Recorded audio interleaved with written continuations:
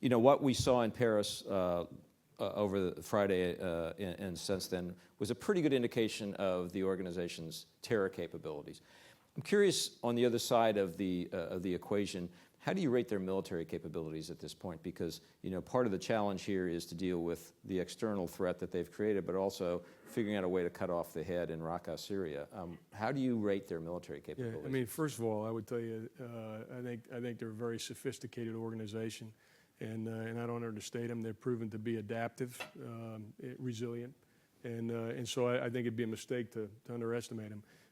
Also at the tactical level, they've got a number of individuals that are very highly trained and they've demonstrated proficiency in some of the operations they've conducted. I mean, I think the Paris operation is an example of what we see in Iraq and Syria routinely, you know, fairly capable military forces.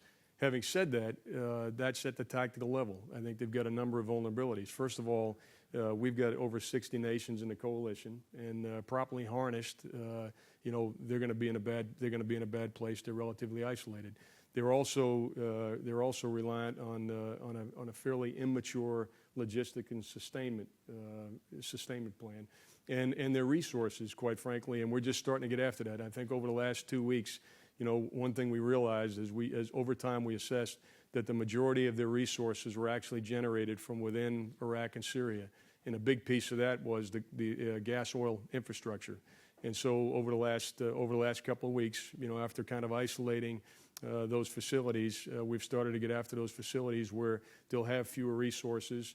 They'll have a little bit more difficulty now. What we're trying to do on the ground is to isolate them so they're not able to move foreign fighters and resources back and forth, so they're not able to mutually reinforce each other, which is a vulnerability. So on balance, I think at the tactical level, they're fairly capable. They have a fairly mature, I think, command and control at the most senior level, Baghdadi and the core ISIL, if you will, that's in Syria and Iraq. But they also have some vulnerabilities that over time have been exposed, and that's really what we're trying to get after right now is what we call their center of gravity, which is a caliphate, and then their critical vulnerabilities, which include the ones I just talked about, their reliance on foreign fighters, their reliance on resources, their reliance on mutually supporting each other.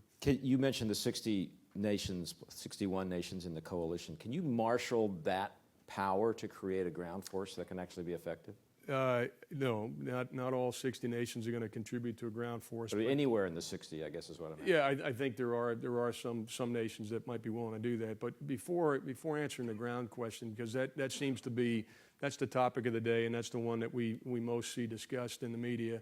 You know, there's 9 lines of operation in the campaign against ISIL, and 2 of them are led by the Department of Defense.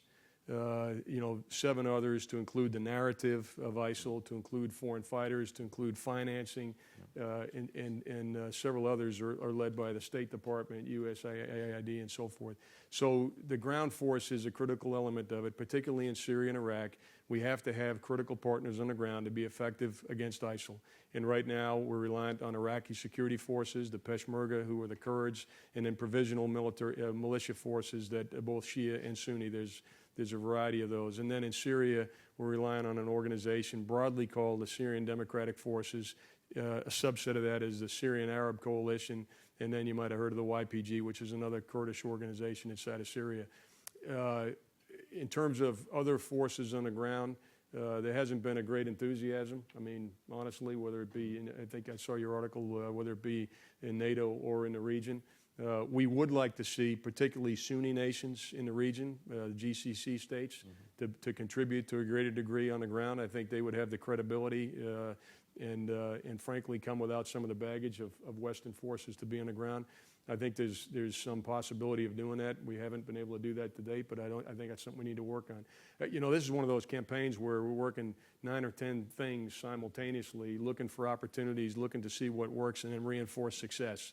And frankly, were we to get some interest, greater interest than we have right now in ground forces from the region, I think we'd be absolutely in a position to support them.